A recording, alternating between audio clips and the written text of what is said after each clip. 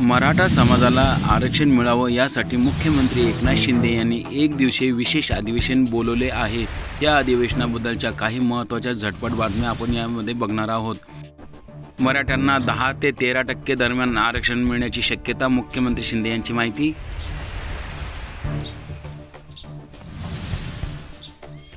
अधिवेशनापूर्वी सकाळी 10 वाजता मंत्रिमंडळाच्या बैठकीत अहवाल सादर होणार।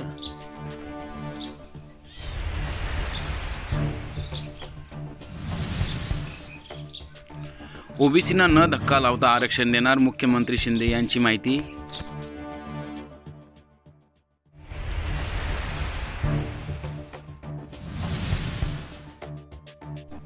मनोज जरांगे पाटील सगळे सोयऱ्याच्या कायद्यावर ठाम।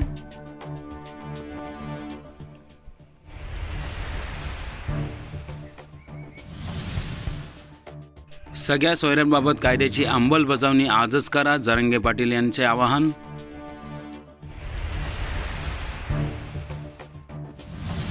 मराठा समाजाला आरक्षण मिळावं यासाठी मराठा आमदारांनी अधिवेशनात मुद्दा उपस्थित करावा, जरांगे पाटील यांचे आवाहन।